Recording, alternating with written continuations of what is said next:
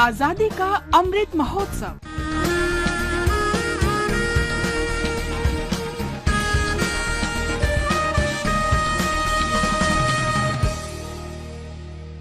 आजादी का सफर आकाशवाणी समाचार के साथ। आज गांधीवादी स्वाधीनता सेनानी ओमियो कुमार दास की जयंती है। उनका जन्म 21 मई 1895 को असम के नौगांव जिले में हुआ था। वे लोक नायक के नाम से लोकप्रिय थे। ओमियो सामाजिक कार्यकर्ता थे और गांधीवाद दर्शन में विश्वास करते थे। वे शिक्षाविद और जाने माने लेखक भी थे। ओमियो का लालन पालन उनके नाना लक्ष्मीकांत बरकाकती ने किया, जो स्वयं भी राष्ट्रवादी थे और युवा ओमियो के व्यक्तित्व को उन्होंने बहुत प्रभावित किया।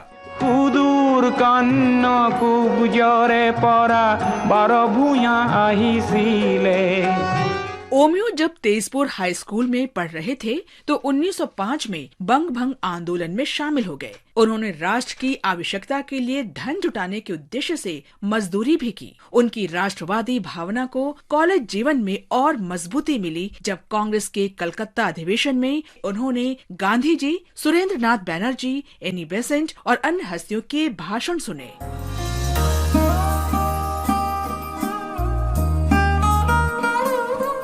जब गांधी जी ने 1920 में असहयोग आंदोलन शुरू किया तो ओमियो ने आंदोलन में शामिल होने के लिए आसपास के युवाओं को एकजुट करने का कार्य किया। इस आंदोलन के दौरान हजारों विद्यार्थियों ने पढ़ाई छोड़ दी, विदेशी कपड़ों का बहिष्कार किया, शराब और अफीम की दुकानें बंद कराई गई और अदालतों का त्याग किया गया। 1921 में जब ओमियो दरांग जिला कांग्रेस के महासचिव थे तो ये आंदोलन और तेज हो गया। एक बार तो शराब की दुकान बंद कराते समय ओमियो का सामना एक क्रोधित महिला से हुआ जो शराब खरीदने आई थी। ओमियो ने उन्हें शराब पीने के नकारात्मक असर के बारे में समझाया। वो महिला ओमियो से इतनी प्रेरित हुई कि उसने शराब छोड़ने की प्रतिज्ञा कर ली। उसके बाद उस महिला ने असहयोग आंदोलन में सक्रिय रूप से हिस्सा लिया। ऐसा था ओमियो का नेतृत्व कौशल।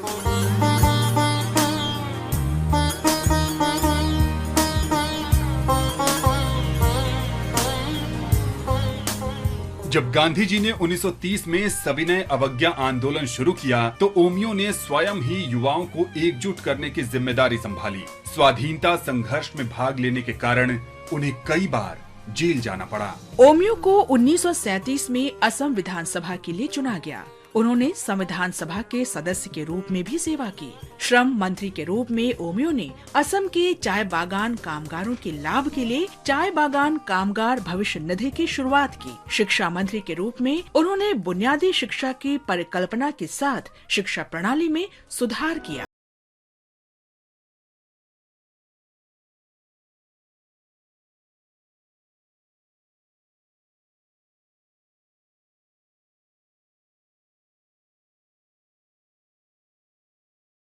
ओमियो समाज सुधारक और लोकप्रिय लेखक भी थे। गांधी जीर, जीबोन और आसोमोत महात्मा जैसी पुस्तकों के लेखन के साथ उन्होंने गांधी जी की आत्मकथा the story of my experiments with truth का असमिया भाषा में अनुवाद भी किया, जो मोर सत्य अनीश चवनर काहिनी के नाम से प्रकाशित हुई। 1963 में भारत सरकार ने राष्ट्र के प्रति अमूल्य योगदान के लिए उन्हें पद्म भूषण से सम्मानित किया। ओमियो कुमार दास का निधन 23 जनवरी 1975 को हुआ। वे अपने पीछे प्रतिबद्धता और देशभक्ति की विरासत छोड़ गए। आकाशवाणी की तरफ से उन्हें भावभीनी श्रद्धांजलि।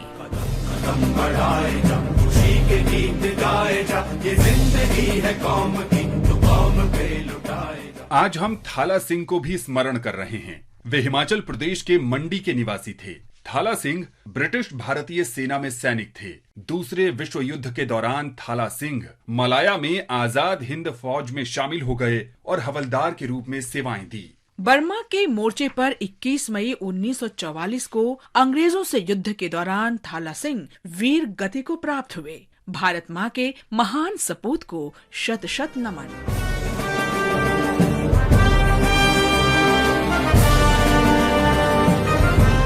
आज बस इतना ही। आजादी का सफर आकाशवाणी के संग। कल फिर मिलेंगे नई कड़ी के साथ।